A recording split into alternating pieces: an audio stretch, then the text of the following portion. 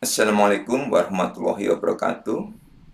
Selamat datang pada pertemuan kali ini. Pertemuan kali ini kita akan membahas tentang tantangan bebas yang akan diselenggarakan sebentar lagi secara online dan serentak di seluruh Indonesia. Sebelumnya, perkenalkan dahulu, nama saya Hari Tursulistiono Yani Aksan, ya, dari Biro Bebras Universitas Paramadina. Saya di sini mewakili tim dari Biro Bebras Universitas Paramadina. Agenda pertemuan hari ini, yang pertama kita membahas tentang bebras. Apa itu bebras? Berikutnya kita membahas tentang computational thinking. Dilanjutkan dengan membahas tentang tantangan bebras, lalu membahas tentang contoh-contoh soal yang ada dalam tantangan bebras, lalu bagaimana cara mendaftar pada tantangan bebas kali ini, dan juga mengenai hadiah dari tantangan bebas.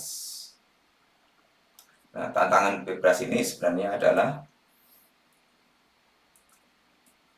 tes atau uji kemampuan siswa kita, ya, yang dilakukan di seluruh dunia. Nah, bebras sendiri itu apa sih sebenarnya?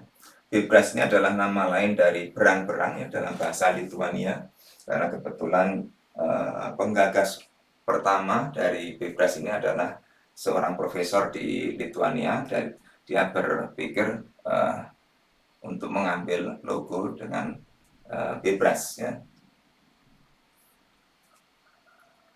Nah, kenapa bebras? Tentu ada pemikiran lain ya, tapi kalau kita lihat ya, bebras atau berang-berang itu kan binatang yang hebat ya, binatang tapi yang bisa membuat bendungan ya, supaya airnya mengumpul di situ dan kemudian banyak ikannya sehingga dia bisa berburu ikan. Nah,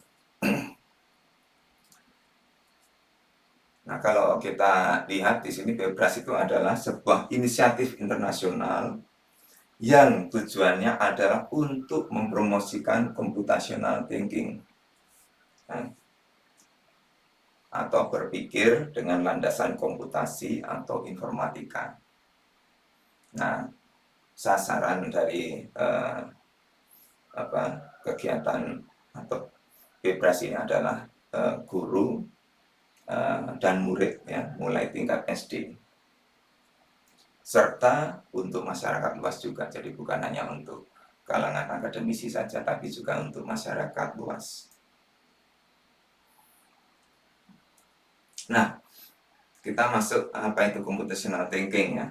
Computational thinking itu adalah pemikiran komputasi ya, atau pemikiran komputasi itu adalah aktivitas ekstrakurikuler yang mengedukasi anak-anak didik kita untuk punya kemampuan problem solving pada era digital. Ya. Nah, CT atau computational thinking memungkinkan seseorang untuk mengambil masalah yang kompleks, memahami masalah, dan mengembangkan solusinya. Nah, ini adalah hal umum ya, tetapi satu hal yang membedakan computational thinking ini adalah bahwa solusi yang dibuat tersebut, ya, yang dikembangkan tersebut, itu bisa disajikan dengan cara yang bisa dipahami baik oleh komputer, ya, ataupun manusia, atau bisa kedua-duanya. Nah, ini yang membedakan ya.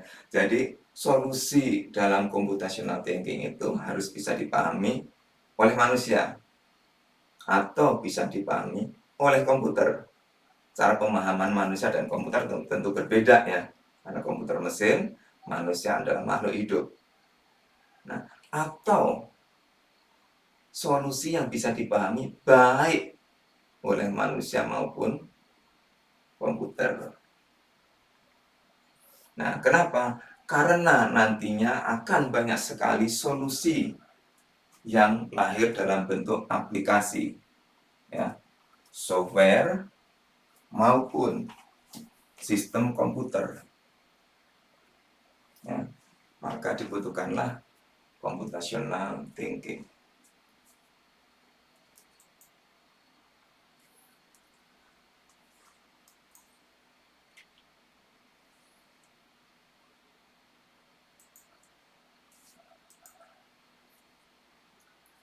Nah, oke, kita masuk ke tantangan bebras.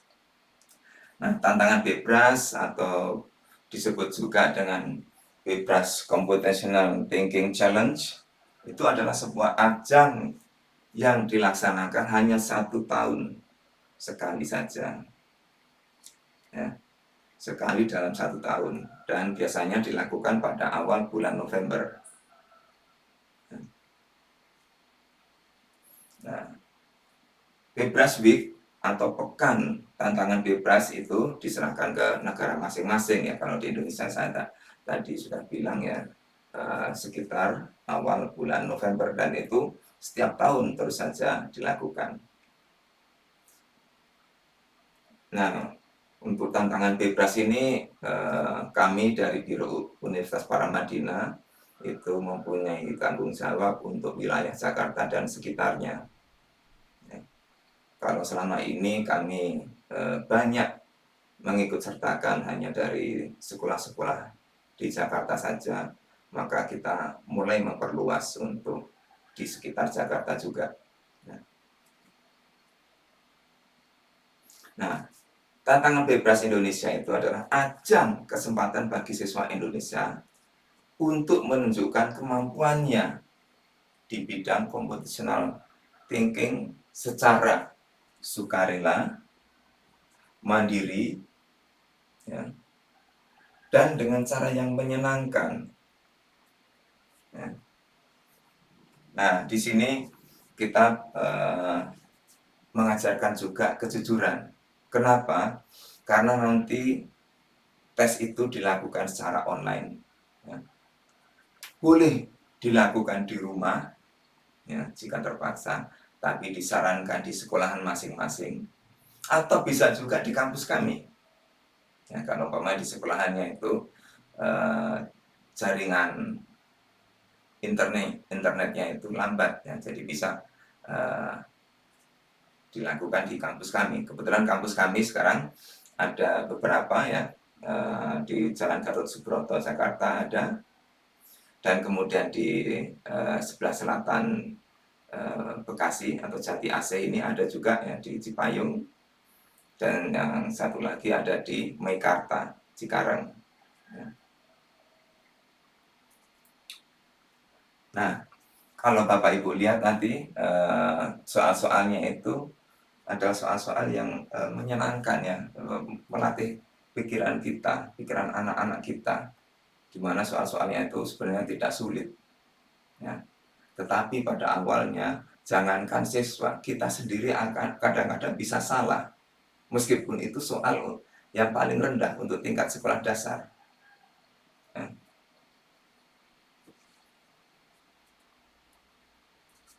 Nah, ini adalah kesempatan siswa untuk mempraktekkan akhlak mulia.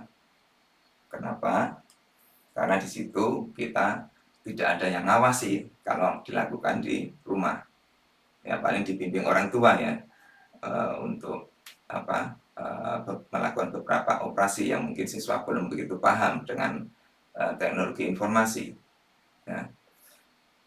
Juga kalau dilakukan di sekolahan juga belum tentu guru bisa mengawasi seluruhnya. Kalau satu kelas ada 40, kemudian guru harus mengawasi 40 siswa yang menggunakan handphone masing-masing, tentu belum tentu bisa, ya, karena bisa saja siswa kemudian melakukan googling, ya. Nah, ini salah satu tujuan yang diharapkan siswa itu jujur, ya, supaya mempunyai akhlak yang mulia. Nah, yang tak kalah pentingnya adalah berpikir kritis dan kreatif, ya. Berpikir kritis dan kreatif. ya. Serta kebinekaan global. Kenapa? Karena kita akan mengetahui soal-soal dari seluruh dunia, ya.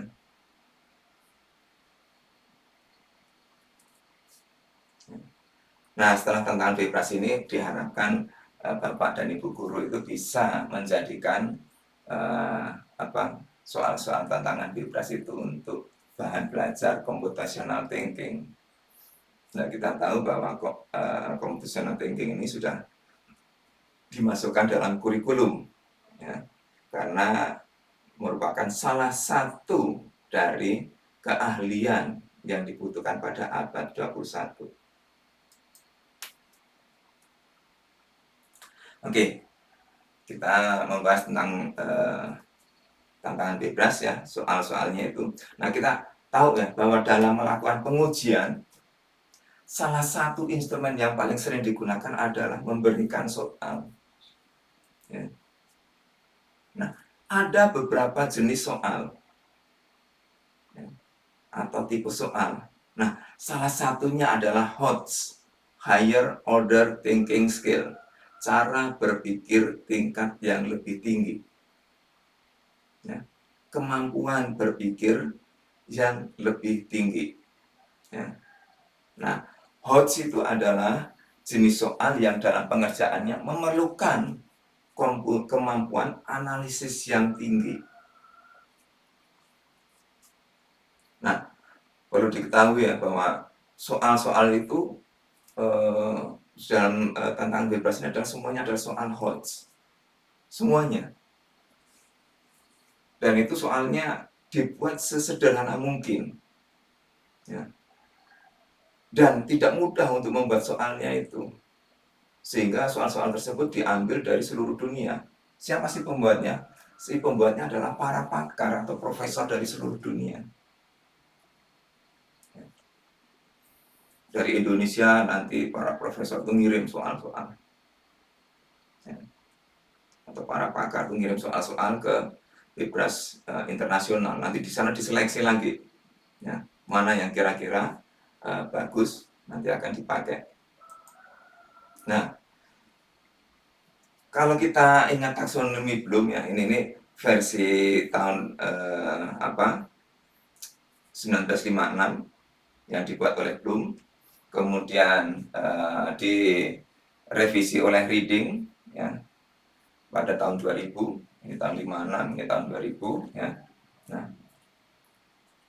soal-soal tantangan bebas atau higher order thinking skills itu masuk dalam level C3, 4, 5, dan 6 ya. Kita tahu bahwa untuk taksonomi Bloom pada level kognitif 1, 2, 3 itu kurang bagus ya. Di sini hanya mengingat, memahami, dan menerapkan. Tapi pada level C4 ini sudah mulai dengan pemikiran yang kritis, analisis yang kuat, ya. Lalu mencoba mencipta. Nah, yang paling tinggi ya, mencipta. Ini adalah taksonomi Bloom dalam hubungannya dengan HOTS ya, Higher Order Thinking Skills ya, atau dengan soal-soal tantangan bebas. Nah, untuk tantangan bebas pada tahun ini itu dapat dilaksanakan di sekolah ya, yang sudah menjalankan pembelajaran tatap muka, tentu dengan mematuhi protokol kesehatan, atau di kampus ya, di kampus kami. Nah, tinggal Bapak Ibu pilih mau di kampus yang ada di Jalan Gatot Subroto atau di Cipayung ya. Untuk yang Bekasi tentu lebih dekat dengan Cipayung, atau di Cikarang ya. Tentu kalau kami sarankan di Cipayung saja ya. Kalau kami harus buka juga di Cikarang nanti agak kesulitan juga untuk mengalokasikan tenaga kami ya, tim kami ya. Memang kami nanti juga dibantu oleh para mahasiswa, tapi kalau dibagi menjadi 3 akan agak kesulitan. Jadi nanti kami fokuskan hanya di Gatot Subroto, Jakarta Selatan, dan juga di Cipayung, Jakarta Timur. yang sangat dekat dengan Bekasi, atau kalau di sini bisa juga dari Jati Asih juga cukup dekat ya. Atau di rumah masing-masing dengan diawasi orang tua, dengan mengedepankan kejujuran dan integritas. Ya, tentu ini dengan persetujuan panitia dari Biro Bebras ya, dari kami. Nah, jenis soal ya, ada beberapa jenis soal pada tantangan bebas, yaitu kebanyakan adalah multiple choice atau pilihan ganda. Ya. Jawaban itu belum tentu hanya satu jawaban saja, bisa lebih dari satu jawaban. Ya. Nah, jika jawaban salah akan ada penalti ya, dengan yang proporsional dengan banyaknya pilihan. Ya. Jadi apa? Kalau benar ya otomatis dapat poin, tapi jika salah poinnya akan berkurang, ya, akan mengurangi poin kita. Ya. Jadi harus hati-hati, meskipun wah ini mudah ya, tapi tidak boleh asal milih atau asal ngisi, tapi harus benar-benar dipikirkan. Atau isian singkat. Ya. Nah, untuk isian singkat ataupun mencocokkan ya antara bagian kiri dan kanan, nanti ada soal yang mencocokkan. Ini jika jawaban salah tidak ada pengurangan skor. Yang ada pengurangan skor kalau pilihan ganda saja. Jadi harus hati-hati pilihan ganda, tidak boleh sembarang isi. Ya. Kalau memang tidak tahu, benar-benar tidak tahu, ya udah kosongin aja. Jangan kira-kira ini. Tapi kalau sudah mengerucut ya, mengerucut dari 4 pilihan atau 5 pilihan, itu tinggal 2 pilihan, ya udah ambil salah satu. Ya. Nah, untuk tingkat sekolah dasar itu ada 2 kategori ya. Kategori si kecil ini untuk untuk siswa kelas 1 hingga kelas 3. Tentu yang sudah bisa baca ya, supaya tidak merepotkan Bapak Ibu guru, karena setiap siswa nanti akan mendapatkan soal yang berbeda. Kalau 2 orang guru untuk mengawasi satu kelas, tentu akan bingung ya kalau siswanya minta dibacain masing-masing ya. Karena waktunya sangat cepat ya, hanya 30 menit untuk menjawab 8 soal ya.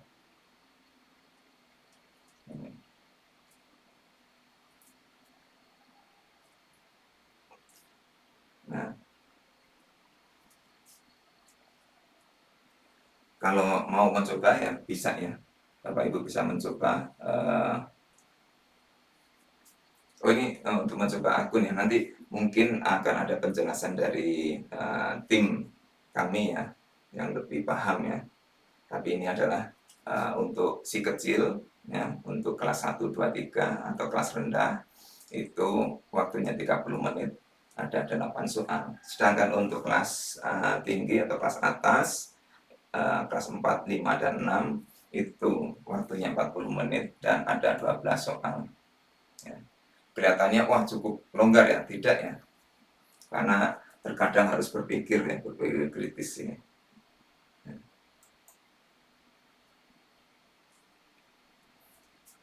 Nah, computational thinking ini merupakan salah satu keterampilan abad kelas 1 dan sudah dimasukkan dalam kurikulum oleh Mas Menteri ya.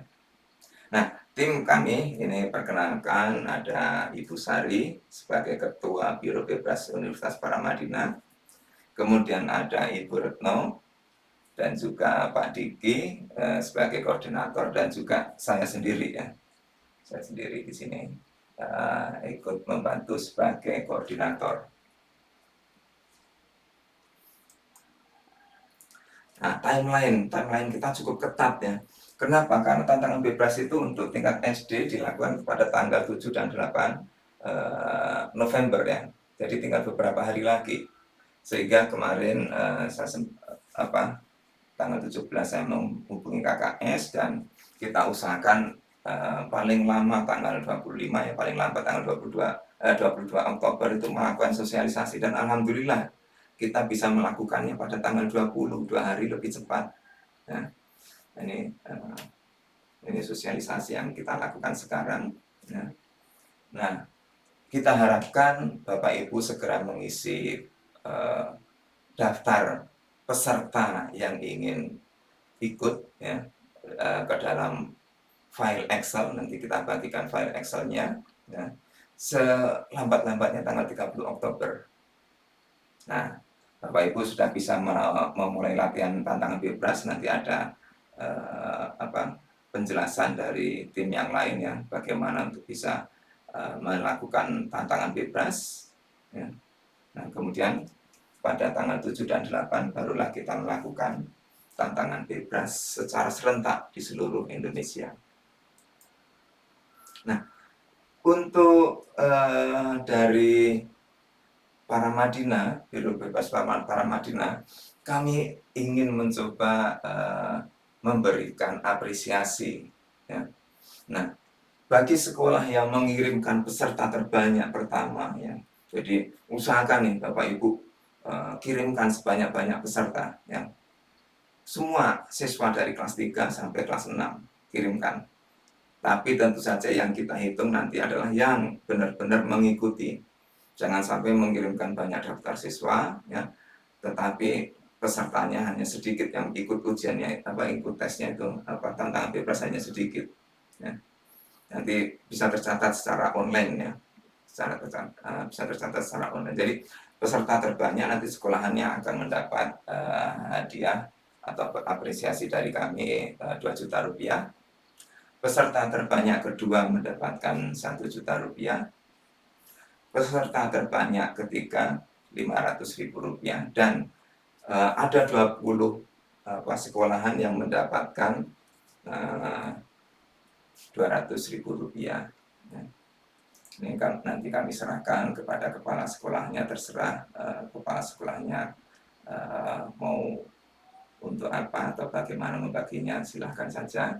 Nah, untuk siswa, nah ini juga sama ya, nanti kita serahkan kepada sekolahan ya, bukan untuk siswanya ya, ini untuk sekolahan dan untuk guru-gurunya ya, kepala sekolah dan juga guru-gurunya. Jadi karena yang bertugas cukup berat kan kepala sekolah dan guru-gurunya di sini. Jadi di sini nanti juara 1 akan mendapatkan 0,5 juta rupiah, juara 2 mendapatkan 300.000, juara 3 mendapatkan 200.000. Sedangkan harapan 1 sampai 90. Jadi nanti ada 90 siswa ya, meskipun itu nilainya biasa-biasa saja akan dapat 100.000 rupiah. Jadi kalau Bapak Ibu bisa mengirim siswa sebanyak-banyaknya ya, katakanlah 500 siswa umpamanya diikutkan, nah kemungkinan akan mendapat ini tinggi sekali ya. Dan juga ini juga akan semakin banyak yang diikut sertakan kan, kemungkinan mendapatkan ini tinggi juga ya, tinggi juga. Jadi kita akan lakukan serah terima hadiah ini secara formal setelah pengumuman dari Bebras Pusat selesai ya. Jadi kita nanti harus menunggu pengumuman dari Bebras Pusat ya, karena untuk menentukan juara 1, 2, 3 dan seterusnya ini nanti dari Bebras Pusat. Nah, ini contoh soal ya. Contoh soal ini jangan dibayangkan, wah kok sederhana sekali ini. Contoh soal ini gampang nih. Umpamanya si Violeta ini ingin mengirim pesan kepada Leo, ya, yang ingin mengirimkan pesan pada Leo. Nah, pesan itu dipecah menjadi potongan-potongan kartu yang maksimal terdiri dari 3 huruf. Ya. Nah, ini contoh kartunya adalah kartu pertama berisi tulisan dan, yang kedua chat, dan yang ketiga email. Nah, untuk membaca pesannya, ya, Leo harus mengurutkan kartu sesuai dengan nomornya. Ya. Nah, ketika Leo menerima kartu seperti ini, ya, kira-kira seperti apa pesannya? Nah, tentu saja kita bisa urutkan ya. 1, 2, 3, 4, dan 5. Ya. Nah, ternyata jawabannya adalah get hockey sticks, ya, get hockey sticks. Nah, ini adalah jawabannya ya. Ada jawabannya ya. Kalau nanti Bapak Ibu mau mencoba soal-soal, nanti saya kirimkan buku soal-soalnya tersebut. Ya. Ini contoh yang sangat sederhana sekali ya, sangat sederhana sekali. Ya. Berikutnya adalah ini. Ini untuk berpikir, kamu tadi berpikir mengurutkan, kalau ini berpikir apa ya, untuk membandingkan dan juga membandingkan, lebih banyak membandingkan ini. Jadi Sarah ingin membeli sepatu dan ayahnya memberi batasan bahwa harganya tidak boleh lebih dari 100.000 rupiah. Ya. Nah, Sarah menyukai sepatu boot warna hitam. Ya. Nah, kira-kira merek apa sepatu yang dipilih Sarah? Nah, tentu ini harus hanya memilih sepatu boot yang hitam, yaitu hanya A dan F saja, ya kan? Sepatu boot kan yang ini yang tinggi ya, hanya A dan F saja pilihannya. Dan di antara A dan F, ya, dua-duanya adalah boot warna hitam, tetapi yang harus lebih kecil dari 100.000. Nah, ini ya.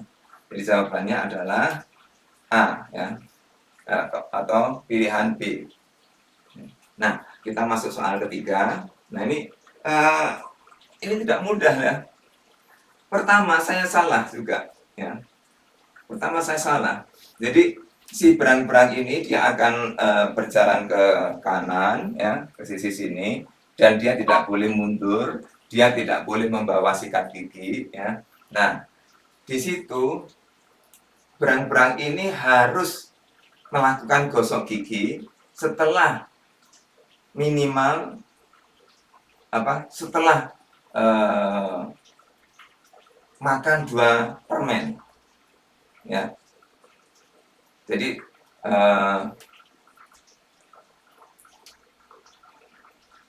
di sini setelah makan 2 permen loli, ia harus menggosok gigi sebelum boleh makan lagi. Ya. Jadi berapa banyaknya permen loli yang dapat dimakan dan giginya tetap sehat? Ya. Nah, pertama saya jawab hanya 3 ya, karena setelah 2 ya, ketemu ini ketika habis makan loli dia ketemu sikat gigi, dia bisa gosok gigi. Setelah 2 ketemu gosok gigi lagi ya. Nah, ini 3 sehingga harusnya kan ya hanya 2 langsung gosok gigi kan, harusnya nggak ikut ya. Nah, saya pikir jawabannya adalah hanya 3 ya, hanya 3 ini. Ternyata jawabannya yang tepat adalah 6 ya.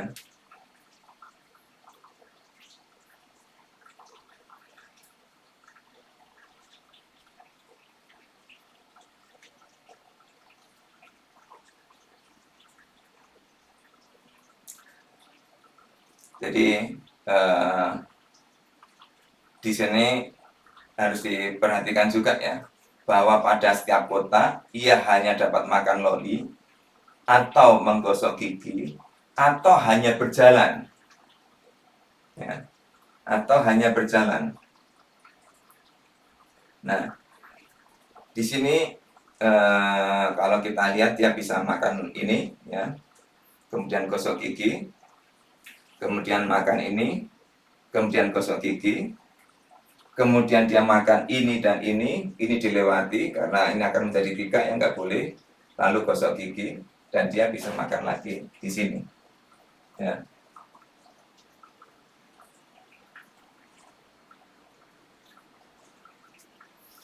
Jadi ingat ini, ia harus menggosok gigi sebelum boleh makan lagi ya. Ini kan awalnya dia belum makan, nah, dia makan lalu gosok gigi, makan gosok gigi ya. makan, gosok gigi. Nah, setelah makan setelah gosok gigi dia boleh makan lagi kan, berarti 6.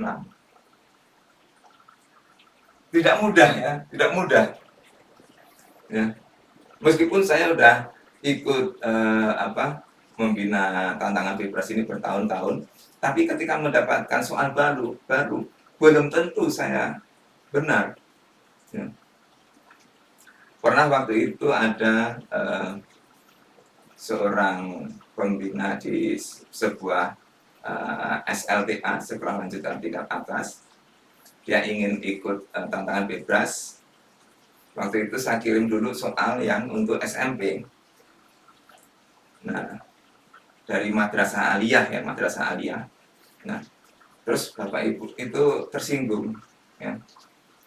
Madrasah Aliyah itu setingkat SLTA, kenapa saya dikirim soal yang SMP? Nah,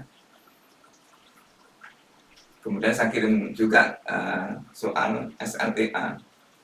Setelah saya kirim soal SMP dan SLTA, dia mulai membaca, dia minta soal yang SD.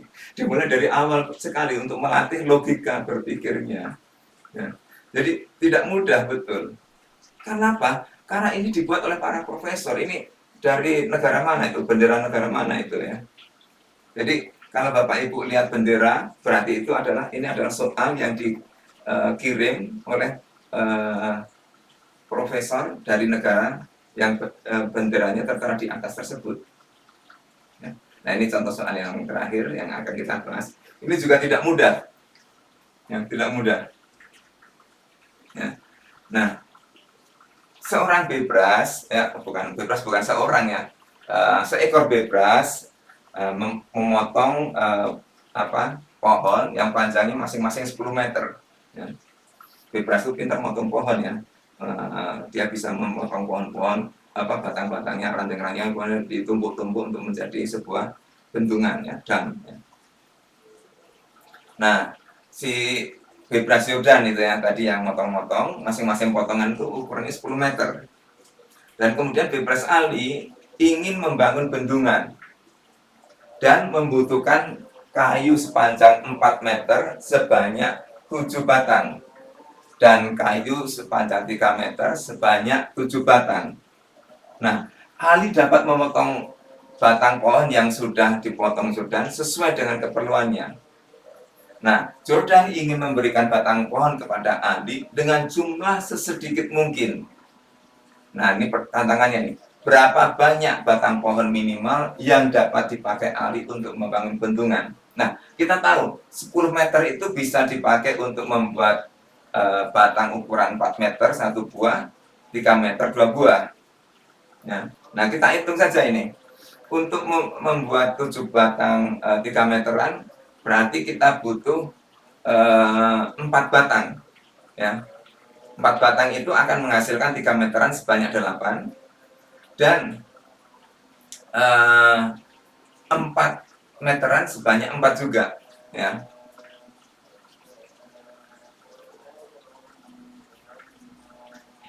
Jadi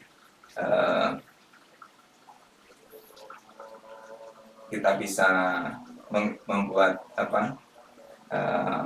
satu batang itu menjadi 4-3-3 atau 4-4 saja.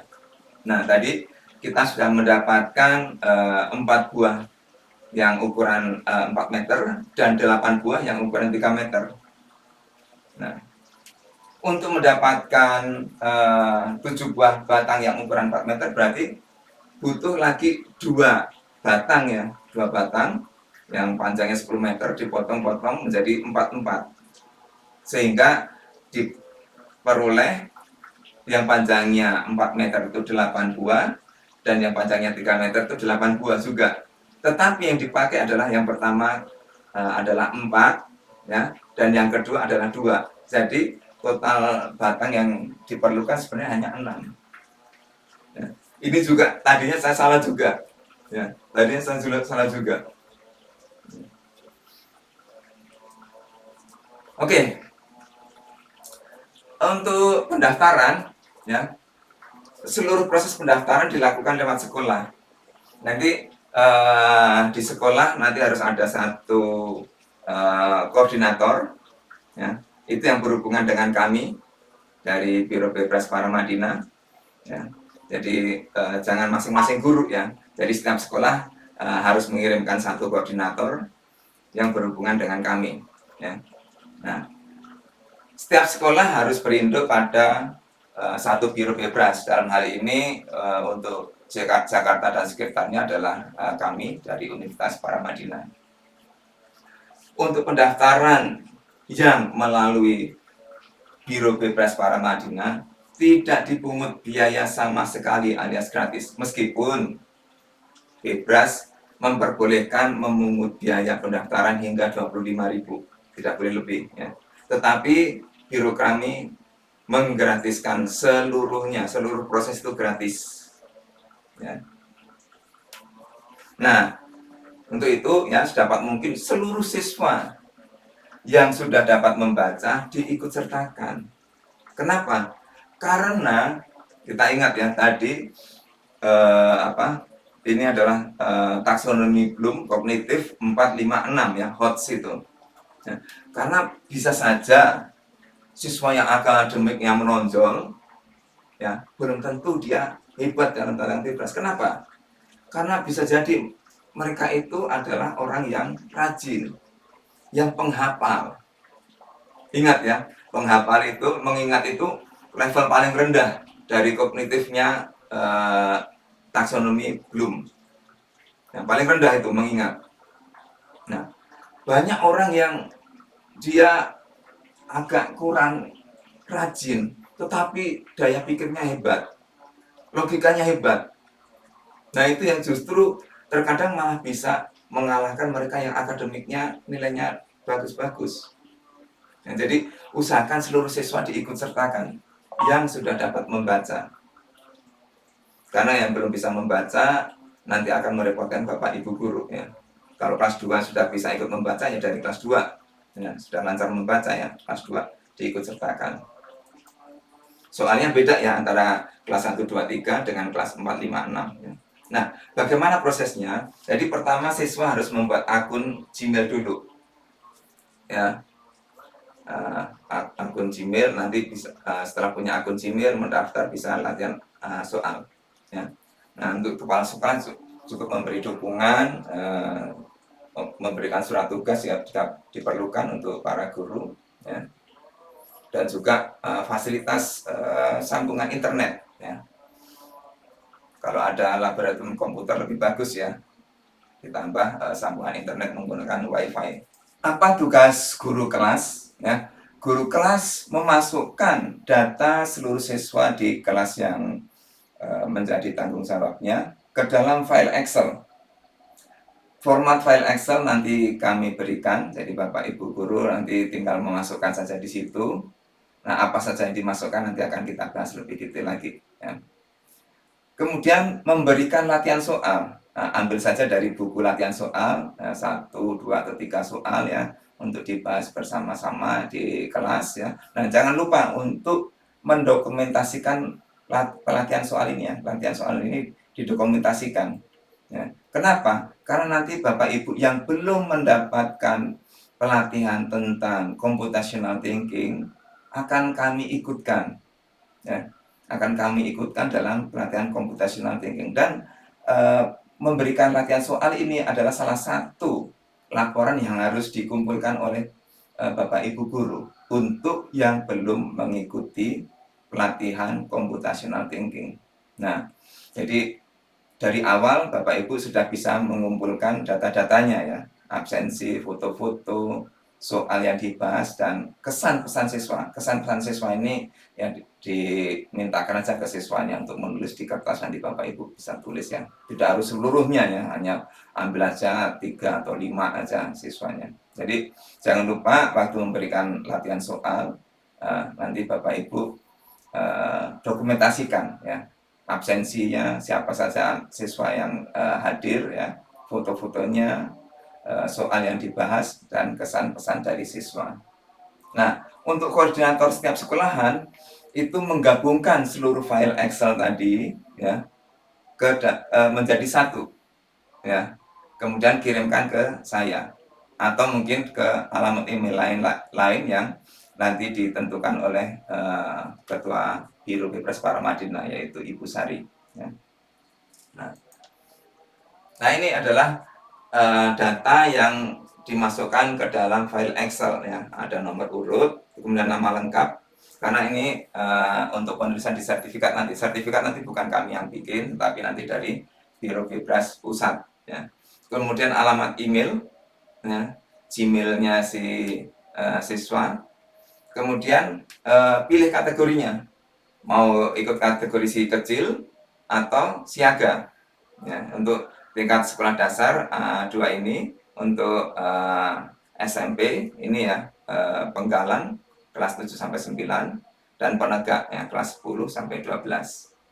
Nah, untuk si kecil ini dilaksanakan hari Senin tanggal 7, untuk siaga hari Selasa tanggal 8, 9, dan 10. Ya.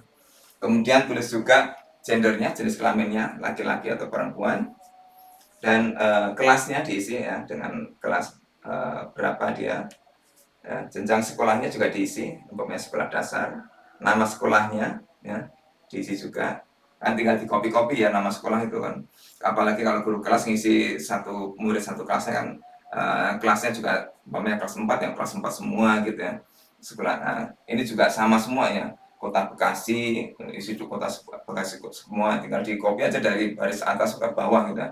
Nama pendamping kan juga sama ya, status pendamping guru juga sama, bahasa Indonesia ya, sesi juga sama ya. Kalau sesi B ini untuk hari Senin sampai Kamis ya, untuk umpamanya mengambil yang sesi A itu jam 8 sampai jam 10 ya, sesi B itu 10 sampai 12, terserah Bapak Ibu mau ngambil sesi yang mana ya. Nama biro tulis saja Universitas Paramadina ya, sederhana yang dimasukkan di situ.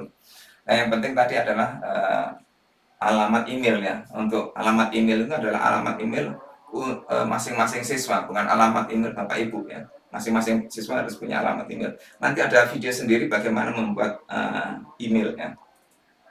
Nah, untuk itu segerakan untuk mendaftarkan para siswa-siswinya sebanyak-banyaknya. Nah, usahakan seluruh siswa kelas 3 sampai dengan kelas 6 ikut semua. Ya. Oke, saya kira untuk introduction-nya atau untuk sosialisasi ini sampai di sini aja. Terima kasih. Kalau ada pertanyaan akan kita bahas sekarang juga. Terima kasih.